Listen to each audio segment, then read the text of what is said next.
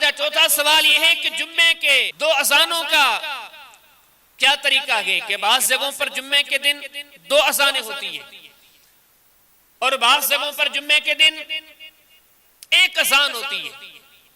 تو ویسے مسلمانوں کو ان چیزوں پر بھی غور بچار کرنا چاہیے کہ یہ ایسا کیوں ہے، اس کی پوری تاریخ کیا ہے، اس کا فلسفہ کیا ہے، درست معاملہ کیا ہے. تو اس معاملے میں درست بہتر اور اصل یہی ہے کہ جمعے کے دن 1 ہی اذان کافی ہے، لیکن اگر کوئی 2 اذانیں دیتا ہے تو اس پر بھی سختی نہ کی جائے. اصل معاملہ اس طرح ہے کہ صحیح بخاری کے اندر کتاب الجمعہ کے اندر ایک باب ہے التأذین عند الخطبہ، کہ خطبے کی ابتدا کے وقت اذان کہی جائے اس کا بیان. اس باب امام صاحب حدیث لائے کہ نبی کریم اسلام کے صحابی سیدنا صائب رضی اللہ تعالی عنہ وہ فرماتے ہیں کہ نبی کریم علیہ السلام کے زمانے میں جمعے کی 1 ہی اذان ہوتی تھی.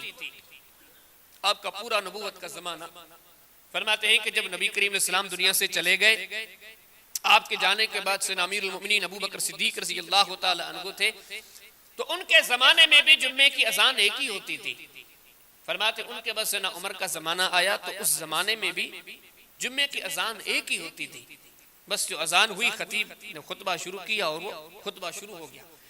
فرماتے ہیں کہ جب سیدنا عثمان کا زمانہ آیا، فلما کان فی خلافت عثمان رضی اللہ تعالی عنہ، جب سیدنا عثمان کی خلافت کا زمانہ آیا، قصروا، آبادی بڑھ گئی، مدینہ بڑھ گیا، مدینہ کی بازاریں بڑھ گئی.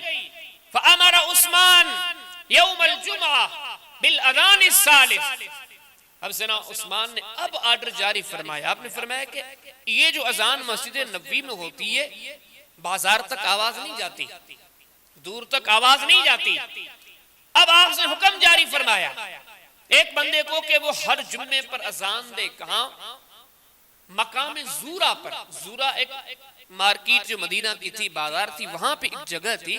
تو سیدنا عثمان رضی اللہ تعالی عنہ نے حکم دیا پھر ہر جمعے پر جیسے ہی جو ٹائم مسجد میں اذان کا ہوتا تھا، عین وہی وقت زورا مقام پر جا کے ایک بندہ اذان دیتا تھا، تاکہ بازار میں گھومنے پھرنے والے جو ہیں، جو ابھی تک مسجد کی طرف نہیں گئے، ان تک بھی اذان کا آواز پہنچ جائے. تو اب یہ حدیث ہے جو کہتے ہیں کہ 1 اذان کافی ہے، وہ کہتے ہیں کہ نبی کریم علیہ السلام کے زمانے میں 1 تھی، سیدنا ابو بکر کے زمانے میں 1 تھی، سیدنا عمر کے زمانے میں 1 تھی، تو لہذا 1 کافی ہے. اور دوسری بات یہ کہ سیدنا عثمان کے زمانے میں یہ تھا کہ آبادی بڑھ گئی، اور آبادی بڑھ جانے کے بعد ایک مجبوری تھی کہ لوگوں تک اذان پہنچانی مقصود تھی، جبکہ اس دور میں وہ مجبوری رہی نہیں. اسپیکروں نے، جدید ذرائع نے تو وہ سہولت مہیا کر دی ہے کہ آپ کی 1 اذان پورے علاقے تک پہنچ جاتی ہے. تو لہذا پہلی اذان ہی کافی ہے. جو اس چیز کو کافی سمجھتے ہیں وہ کہتے ہیں کہ 1 ہی اذان کافی ہے. بعض یہ کہتے ہیں کہ نہیں، یہ تو ایک صحابی تھے، امیر المومنین تھے، مسلمانوں کی بہت بڑی شخصیت تھی، لہذا انہوں نے اگر اس سلسلے کو جاری رکھا ہے تو اب بھی دوسری اذان دی جا سکتی ہے. تو ان چیزوں میں ویسے الجھنے کی ضرورت نہیں، نہ یہ مباحثے اور مقابلے والی چیزیں ہیں. اگر 1 اذان دی جائے تو بہت بہتر، اگر کہیں 2 اذانیں دی جاتی ہیں تو اس کی بھی گنجائش موجود ہے.